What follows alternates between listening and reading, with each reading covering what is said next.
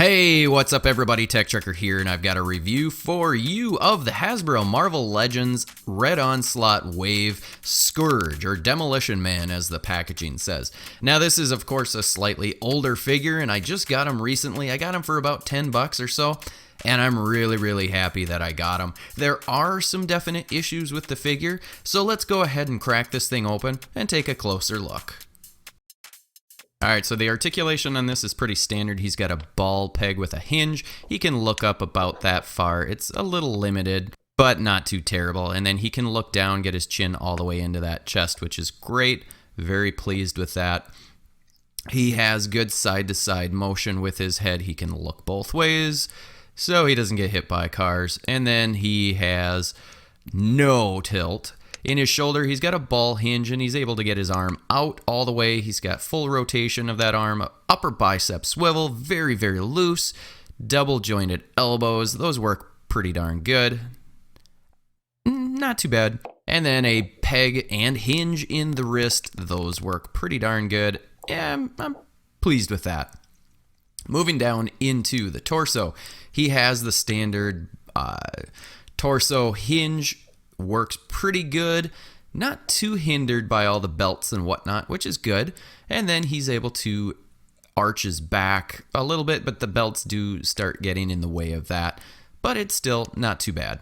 He's got a waist swivel that works really good, no real issues there. Moving down into the hips, he's got T-jointed ball joints in the hips, and he's able to do almost a full split. That is pretty darn good. You can see he's got good range of motion there, not too bad. The feet aren't going to be fully flat on the floor just because of the ankle rocker situation that he's got, but it's not too darn bad. Alrighty, so he's able to kick forward about this much, not too shabby. It's not all the way, but it is pretty darn close. I'm happy with that. And then he can kick back just a little bit, not a huge amount. You know, this is about what we would expect. We've seen this body mold before. Upper thigh cut, double jointed knees. These work pretty good. Mine are a little tight, but not too bad. Could be better, but you know, who's going to make him? Yeah. Upper shin cut works good, and then he has a pretty crappy ankle hinge. Not very good. He can't move it forward at all because of that sculpt. Which is quite disappointing. There is an ankle rocker that works pretty decent, I would say, but my bigger issue is actually that the arms and shoulders are very loose, and I had the same issue with the Taskmaster from this wave as well. The joints just got so loose on this thing, and I haven't gotten around to trying to tighten these up, but as I have been working with this figure more and more, his joints keep getting looser and looser, and it gets harder and harder to pose him up. Okay, so the sculpt and paintwork are really what makes this figure so nice. Starting with the head sculpt, I really like this head sculpt. They did a great job. You can see the canisters are painted. The thing I don't like is that the helmet goes over the ear. I don't recall if that is comic accurate, but it just looks a little dumb having his ears sticking out. I would have preferred that they just covered his entire head. But, you know, it is what it is. Moving into the chest, there's so much sculpt work and detail work. It's just so nice. And the belts, they actually painted the little canisters. There could have been more paint on the figure, but they did pretty good. The elbows look a little tiny to me, but, you know, it is what it is. Again, you know, they painted the buckle here. These pouches could have had a little bit of paint, but they painted the canisters on the other side, which is good. I really like this figure. I love, even though those shoulders look like bowling balls, they look great. Even on the back, he's got some good detail work. The paint, for the most part, fairly clean. This sheath is weird because there is no back. Guess they were saving some plastic on that, but you don't notice. And moving down to the knees, these knee pads seem a little tiny as well. What does he have? Little junior size knee pads? I don't know. But you know, overall, I'm pretty pleased with the look of this figure and the paintwork on the figure. I think they did a good job. There's just a few small minor little issues. I love the boots. I think these shoe boot things are great. The ankles are terrible because it causes articulation issues. And it doesn't, I don't even know that they look that great. Let's do a size comparison. We'll put him next to Peter Parker. And the weird thing is Peter Parker, because of his head size, he looks like he's massively larger. But they're almost the same height. Peter Parker is, or Spider-Man is taller just by a little bit, which to me doesn't seem right. But I think that's because of an issue with the Spider-Man figure, not this Scourge figure. But, you know, I think he scales pretty well. He's bulky enough. Again, this just kind of solidifies that Hasbro is all over the place with their scaling, and that can cause some issues. All right, so Hasbro gave us a couple of accessories, and this first one is this shotgun. Looks like it's a pump action shotgun. I like the sculpt of it. I hate that it's brown. I mean, the whole thing is brown except for the yellow sight bead and the shotgun shells. Really brown? It's like a reddish brown. I don't get it. Just make the stupid thing black and be done with it. It's sculpted very nicely though.